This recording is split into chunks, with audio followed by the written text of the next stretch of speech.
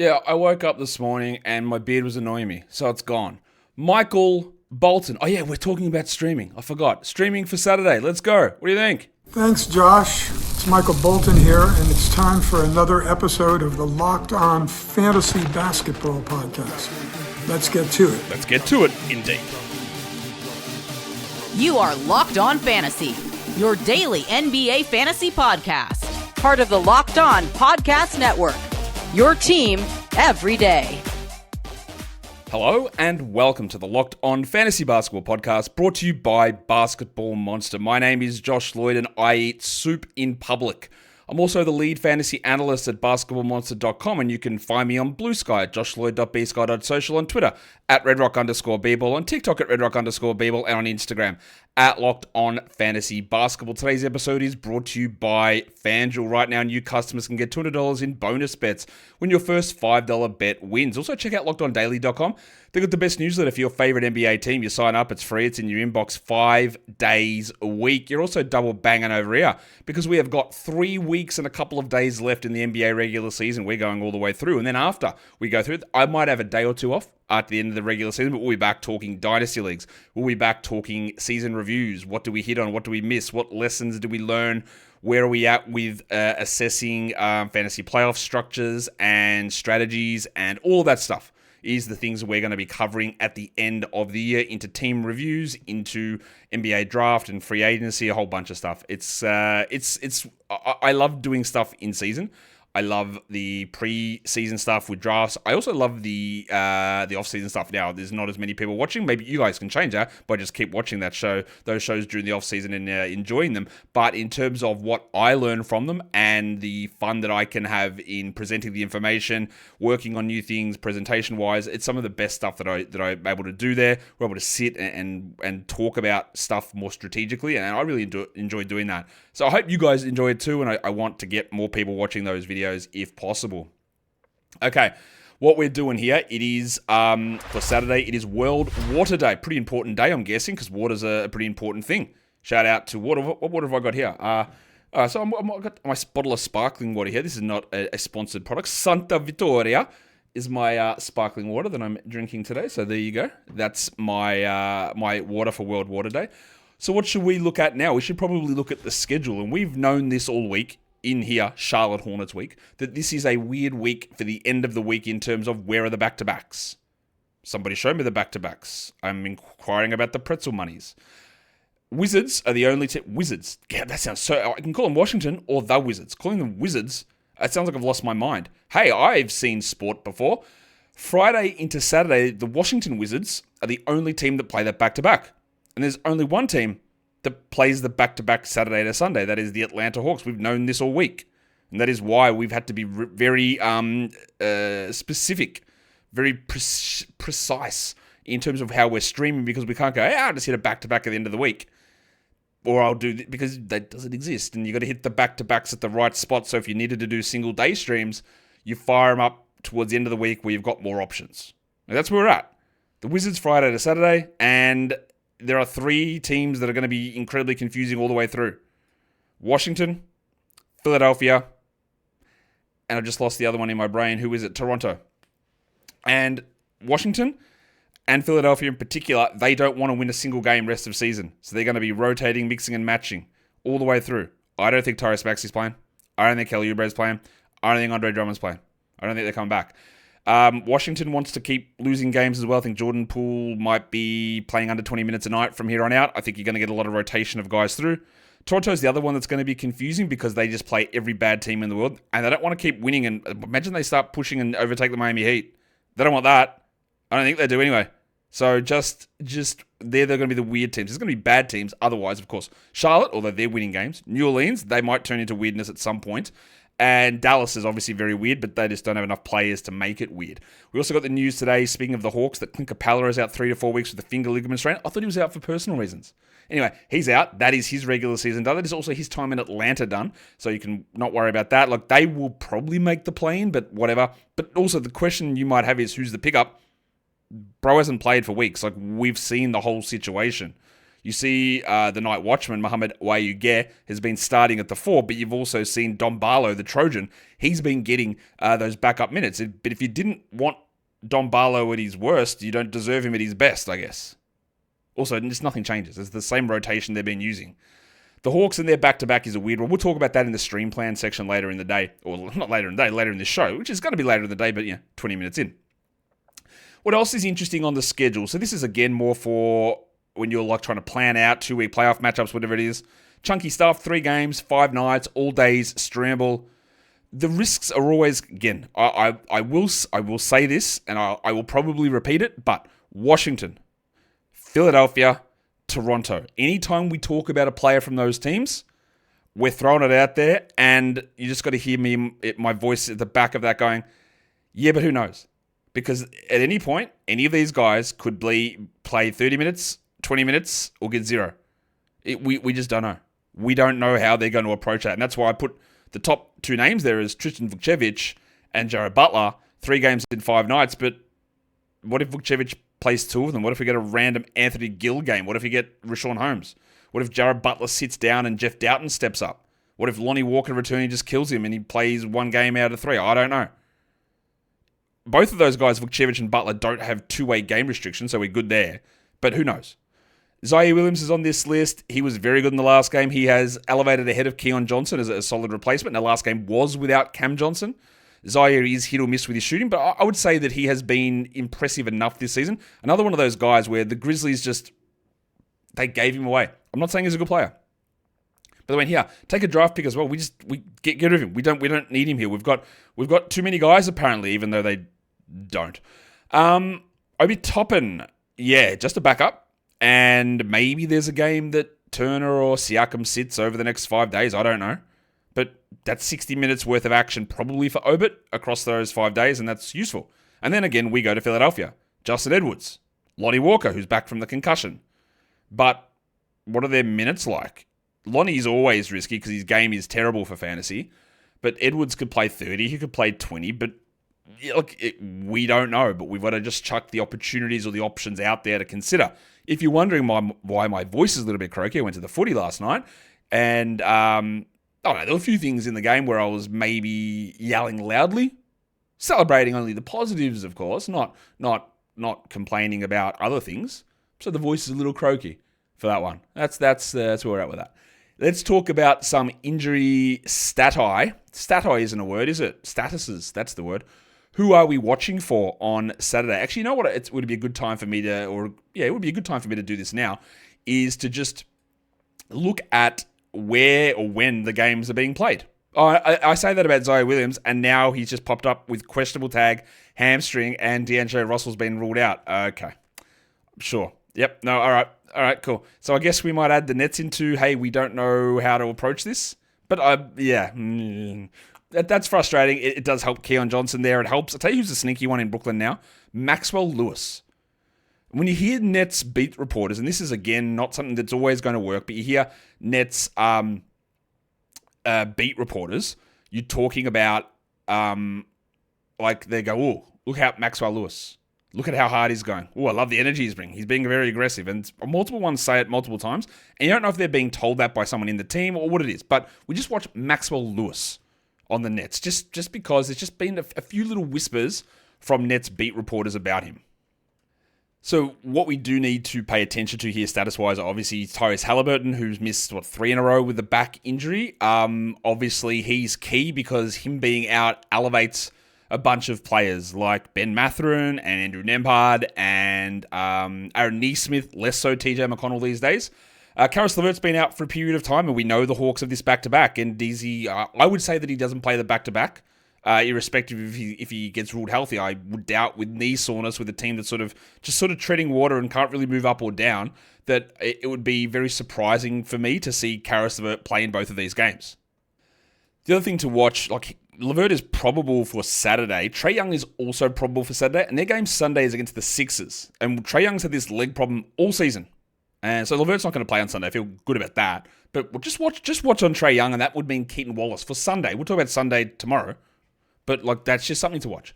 I expect that both LeBron James and Rui Hachimura will return for the Lakers. Austin Reeves, Luka Doncic, Dorian Finney-Smith, these guys all sat out the last game. They'll all be fine. They're all going to play. But I think LeBron and Rui are all going to come back. The last game, the Lakers had 7 rotation players out, and I think every one of them is going to play in this game on Saturday. But I don't know. I also fully expect that Damian Lillard and Josh Giddey both play. They both sat out last game, which I believe was a maintenance rest game. Giddey it very clearly was. Even though they lied to us, remember the Bulls, when they come out and say Trae Young has suffered a mid-foot sprain, which he did, right?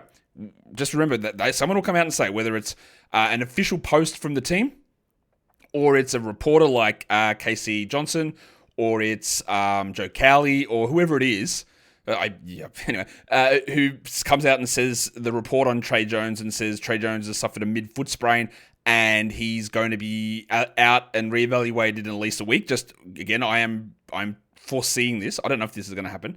By the time this comes out, this may have happened or may not. So when one of those guys puts out Trae Young mid-foot sprain reevaluated in a week, or reevaluated in 2 weeks, or whatever they say, and then the Bulls come out and put out an official injury report through the NBA's official injury reporting thing and list him doubtful, know that they are lying. Follow what they, because this has happened so many times, and the most egregious one of this with the Bulls was, we're off track here, but it was with Ayo Dosunmu, where the Bulls' official social media account put out a tweet saying Ayo Dosunmu with a shoulder issue is out and is going to be reevaluated in 1 week. That is what the official social media post put out. And then an hour later, the official injury report, which goes through the NBA, said Ayo Dosunmu doubtful. Guess how much time he missed? Yeah, over a week. So I would be, again, let's wait and see what happens with Trae Young. But if Trae Young comes out and they say foot sprain, 2 weeks, 1 week, 3 weeks, and then the team lists him questionable, doubtful, don't believe that. All this is to say that Josh Giddey, they told us he was a chance to play the back-to-back and then he didn't, but he's fine. Like, he's going to play the next game. I'm certain of that, and I'm certain that Damian Lillard is going to play the next game as well. We don't have to worry, I don't think, too much about that. We're going to come back and talk streaming options. Today's episode, though, is brought to you by Upwork. Scaling your businesses requires the right expertise at the right time. With Upwork, you can find specialized freelancers in marketing, development, design, and more. Experts ready to help you take your business to the next level. Upwork gives businesses flexibility by connecting them with top freelance talent across multiple industries, including IT, AI, web development, and marketing. Whether you need extra hands for a project or it's a long-term partner, Upwork makes hiring simple and affordable. It helps you find that right talent that you need, connecting you with a freelance expert who can deliver incredible results. It's cost-effective as well, so instead of hiring full-time, Upwork helps find affordable, top-tier freelancers to scale your business efficiently. So visit Upwork.com right now and post your job for free. That is UPWORK.com, Upwork.com, to connect with top talent and grow your business today. Today's episode is also brought to you by FanDuel Sportsbook. March Madness is here as FanDuel is giving you the chance to get in on the action like never before. Right now, new customers can get $200 in bonus bets when your first $5 bet wins. That is $200 extra bucks to use on everything. Buzzer beaters, Cinderella stories, upsets, favorites, parlays, same game parlays. Whatever it is you're looking for, you can do that on the FanDuel app. And when you do win, you will, if it's your first $5 bet, you'll get $200 back, but also you get paid instantly. So go to FanDuel.com and get in on the college hoops action all tournament long. And don't forget to gamble responsibly. Okay, let's talk streaming now. Let's look at Yahoo points and ESPN points streaming options for Saturday's games. Remember that a lot of this stuff is fluid and things can adjust and change. But at the top of this list, I am going to put Fanapants Kevin Huerter. Now, I have been off of Fanapants as a fantasy option for many years. And I would say that has worked out pretty well. And I was off on him in Chicago. And then when Josh Giddey went down, his value definitely elevated. I went, okay, we'll use him there. I'm still not convinced long term. And then as soon as Giddey returns, now Trae Young is down. So I actually think we've got a real shot here, as much as I was like, I don't believe in Huerter. And if you added him, it's going to work out well. And if I didn't add him, which I didn't, it's going to work out poorly for me. But, yeah, whatever. We're at the spot now where Huerter is going to play pretty good minutes. He won't be as good as last game because he's not going to shoot 70%. But we're in a spot now where Jones is out. I don't think Ball is coming back. There's 30-plus minutes here every single night for Huerter. So, yeah, we're pretty interested in that. You want a Wizards caveat? Well, let's throw Tristan Vukcevic in there. A annoying injury update to Zaire Williams puts him questionable, even though I already had him on this list. So just watch that one. If Zaire is out, I would look at, they'll probably start Jalen Wilson. He's terrible. I would consider a Tyrese Martin a little bit more in that spot. And they've still got like Tosin Ebonwan in the G League, so don't really worry about him. But yeah, like I said, Maxwell Lewis. Bob Carrington and AJ Johnson, that's the Wizards, man. Anything can happen, but we are looking at them. I refused to put Justin Champagny or Keyshawn George on this list because I just don't know. But these guys, Carrington and Johnson, I think they're probably bad enough to be getting enough minutes. The last one there is Obert Toppin. Again, just boost if Haliburton is out, 20 minutes or so. It's not a particularly strong day. And I know I said that I was going to come and tell you about what the schedule was, and I got completely mistracked with what I was doing. I'll tell you now, there are 5 games on Saturday, but the first one starts early. It starts at 5 p.m. Eastern. It's a weird early start time. 5 p.m. Eastern is the first game, and it's Brooklyn, Indiana. So we'll get at least that update on Haliburton there to figure out what you're going to do with those other players. For ESPN points leagues, a lot of similar names there. We're going to Kevin Huerter, we're going to Vukcevic. In this one, I did actually switch in Moses Moody for Zaire Williams because we know that Steph Curry is out. He's got that pelvic contusion. They said he's going to miss the start of the road trip. Now, I believe it's a 6-game road trip. So the start of the road trip, it's a nebulous term. What does it mean? Is he going to miss 1 game? Does the start mean 3? The first half? I don't know. I would lean, given what Steph means to this team and where they sort of are in the standings, that we're probably looking 3 more than 1 games out, which boosts Moody, Podziemski, Kuminga. I would have Podziemski probably at the top of that list, close to Kuminga if it's a points league. And then Quinton Post comes in after that.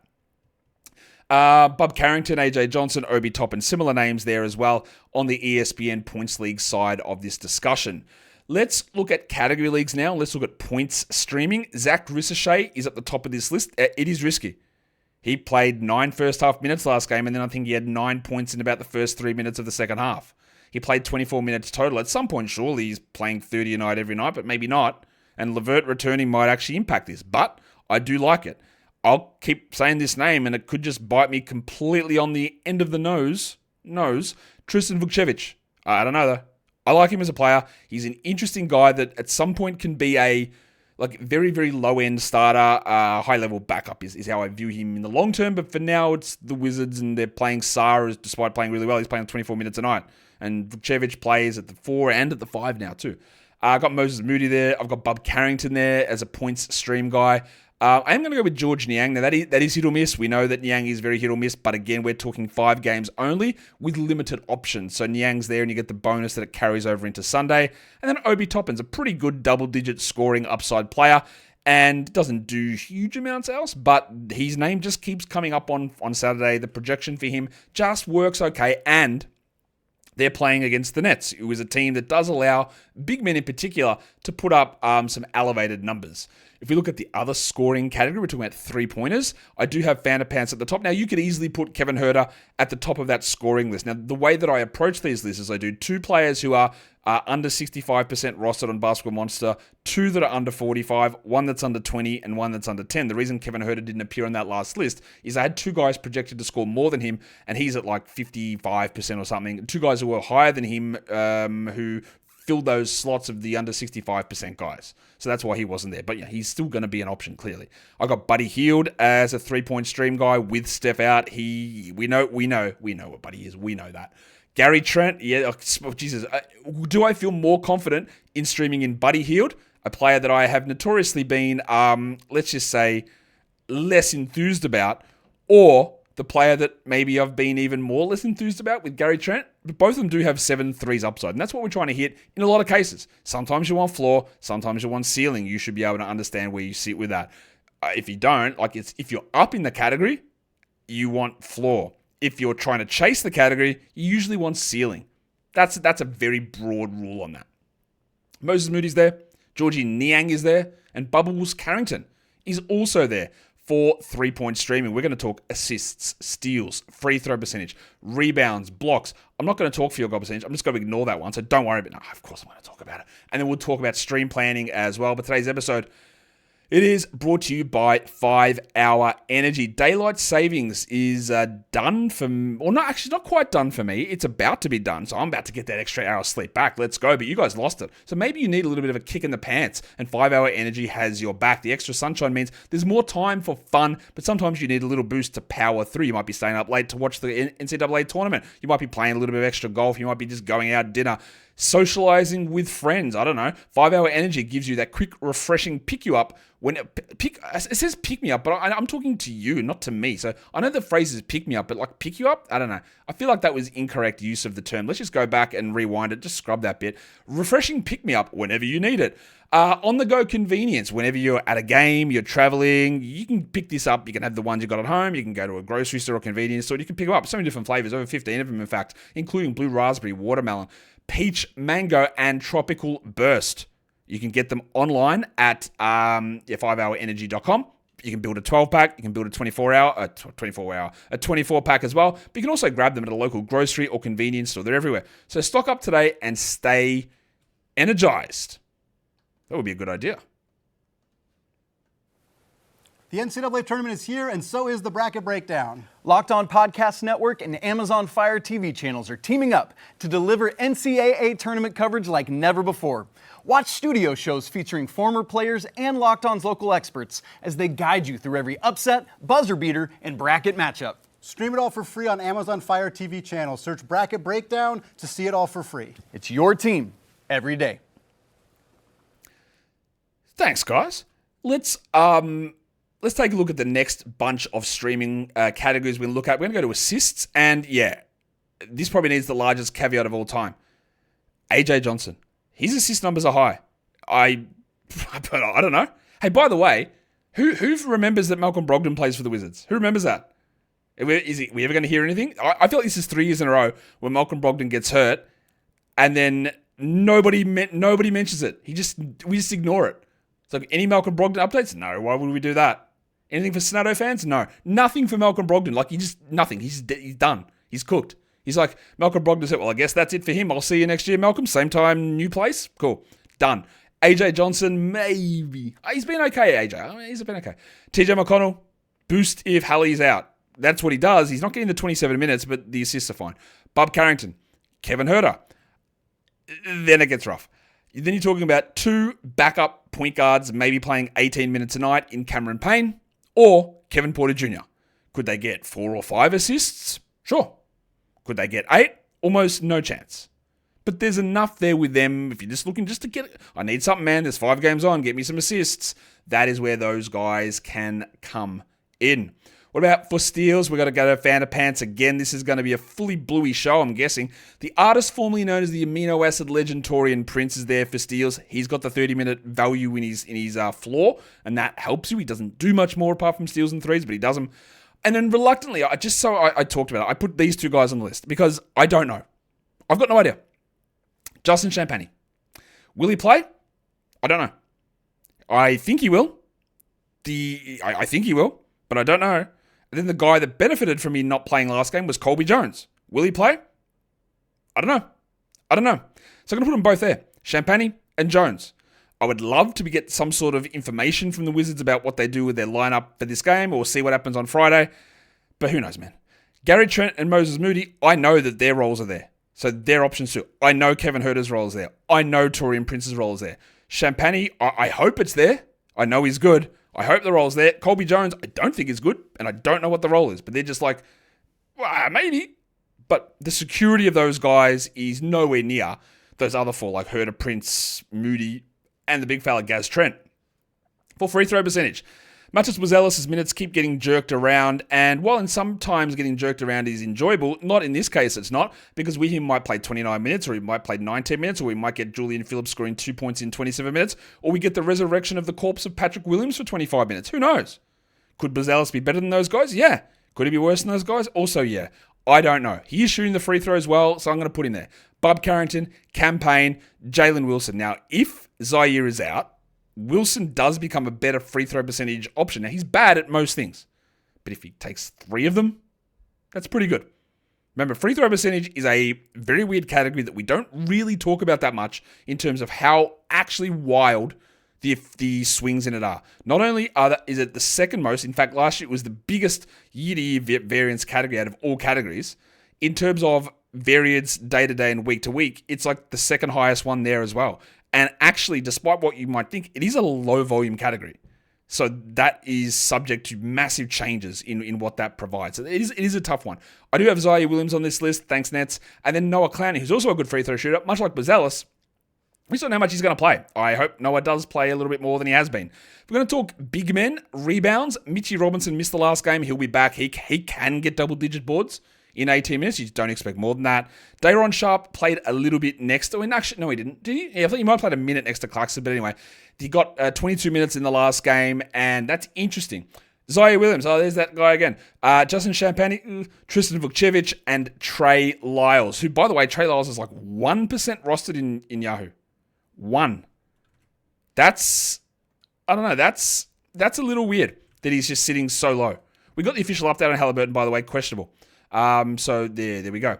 Let's check if there's any other updates on injury reports that came through. A bunch just did. I'm just checking if anything's really that important to us. Now, Haliburton got the official questionable tag, so there you go. Trey Lyles 1% rostered.